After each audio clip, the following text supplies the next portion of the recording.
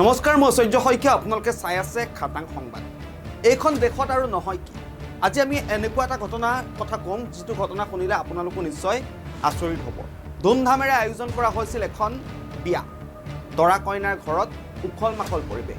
নীতি নিয়ম অনুসৰি দৰা কইনা ঘৰলৈ আহিছিল আৰু বিবাহ অনুষ্ঠান সম্পন্ন হোৱাৰ পাছত কইনাক লৈ ঘৰলৈ উভতিছিল। অৰ্থাৎ ন কইনাক ফুলসজ্জিত বাহনত ঘৰলৈ লৈ আহিছিল আৰু তেতিয়াই তেওঁলোকৰ সৈতে এটা নঘটিবলগীয়া এটা ঘটনা সংঘটিত হ'ল। কইনাগৰাকীক আনিছিল, তেওঁলোকে বাহনত লৈ আহিছিল, দৰা কইনা ফুলসজ্জিত বাহনত আহিছিল, ঘৰত ৰৈ আছিল, দৰাঘৰীয়া ৰৈ আছিল ন কইনাক চাবলৈ আৰু ন কইনাক লৈ অহাৰ পথতেই তেওঁলোকৰ সৈতে এটা ঘটনা সংঘটিত হ'ল। কইনা ঘৰৰ পৰা কিছু দূৰ অহাৰ পাছতেই তেওঁলোকক কেইজনমান যুৱকে আগভেটি ধৰিলে।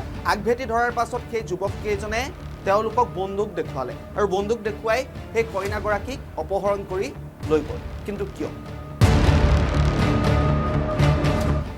আপোনালোকে জানি আচৰিত হ'ব, যিজন যুৱকে এই কাণ্ডটো সংঘটিত কৰিছে সেই যুৱকজন হৈছে যুৱতীগৰাকী অৰ্থাৎ কইনাগৰাকীৰ প্ৰাক্তন প্ৰেমিক।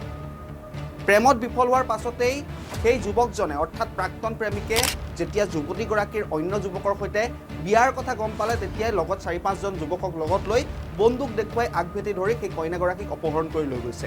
আৰু এই ঘটনাৰ পাছতে এতিয়া চৰ্চা হৈ আছে তেওঁলোকৰ সৈতে সম্পৰ্ক কেনেকুৱা আছিল, কি ধৰণৰ সম্পৰ্ক ইত্যাদি ধৰণৰ প্ৰশ্ন উত্থাপন হোৱা পৰিলক্ষিত হৈছে। আৰু এই সকলোবিলাক যে পৰিকল্পিতভাৱে কৰা হৈছিল সেই কথা ইতিমধ্যে স্পষ্ট হৈ পৰিছে।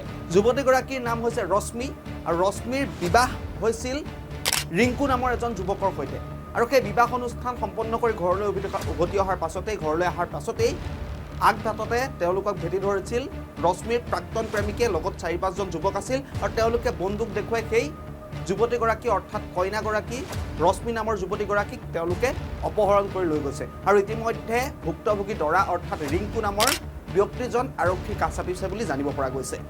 আৰু উৰিষ্যাৰ বোলাংগীৰ জিলাত এই ঘটনাটো সংঘটিত হৈছে। বোলাংগীৰত এই ঘটনাটো সংঘটিত হৈছে। উৰিষ্যাৰ এখন বিবাহ অনুষ্ঠান, সেই বিবাহ অনুষ্ঠানৰ সম্পন্ন হোৱাৰ পাছতেই এই ঘটনাটো সংঘটিত হৈছে। ইতিমধ্যে সেই যুৱতীগৰাকী অৰ্থাৎ নৱবিবাহিতা কইনাগৰাকীক বিচাৰি আৰক্ষীয়ে অভিযান অব্যাহত ৰাখিছে আৰু পৰিয়ালটোৰ মাজত এতিয়া আচলতে চিন্তিত হৈ পৰিছে পৰিয়ালটি, কাৰণ সেই প্ৰাক্তন প্ৰেমিকে যুৱতীগৰাকীৰ সৈতে কি কাণ্ড সংঘটিত কৰিব সেয়া সকলোৱে আচলতে চিন্তিত হৈ পৰিছে। কি হ'বলৈ গৈ আছে, কি হ'ব ৰশ্মি নামৰ যুৱতীগৰাকী, তাক লৈ চিন্তিত হোৱা পৰিলক্ষিত হৈছে। আৰু প্ৰেমৰ বাবে এই ঘটনাটো সংঘটিত হৈছে বুলি জানিব পৰা গৈছে।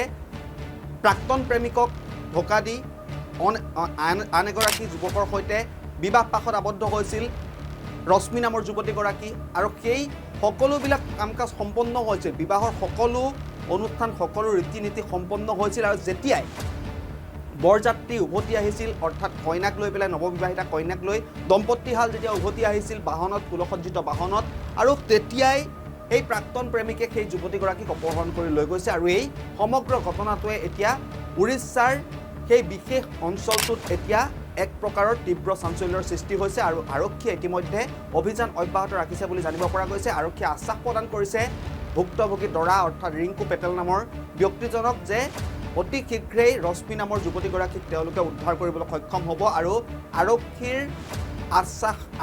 আশ্বাস প্ৰদান কৰাৰ পাছতেই এতিয়া ৰিংকু পেটেল নামৰ যুৱকজন অৰ্থাৎ ভুক্তভোগী দৰাই এতিয়া কিছু আশ্বস্ত হৈছে, কাৰণ আৰক্ষীয়ে তেওঁলোকক কৈছে যে আমি আপোনালোকক সম্পূৰ্ণ সহযোগিতা কৰিম, অতি শীঘ্ৰেই ৰশ্মি নামৰ যুৱতীগৰাকীক আমি উদ্ধাৰ কৰিবলৈ সক্ষম হ'ম। এতিয়া অপেক্ষা কৰিব লাগিব আৰক্ষীৰ তদন্তত কি ওলায়, আৰক্ষীয়ে কেতিয়া উদ্ধাৰ কৰে আৰু সেই যুৱকজনে কি কাৰণত অৰ্থাৎ সেই যুৱতীগৰাকীৰ সৈতে কি ভয়ংকৰ কাণ্ড সংঘটিত কৰাৰ পৰিকল্পনা কৰিছে, সেইবিলাক হয়তো আৰক্ষীৰ তদন্তৰ পাছতেই হয়তো সকলোবিলাক ৰহস্য ফাদিল হ'ব আৰু ৰিংকু পেটেল আৰু ৰশ্মিৰ বিবাহৰ মাজত অহা প্ৰাক্তন প্ৰেমিকক কি শাস্তি প্ৰদান কৰে সেয়া হ'ব পৰৱৰ্তী সময়ত লক্ষণীয়।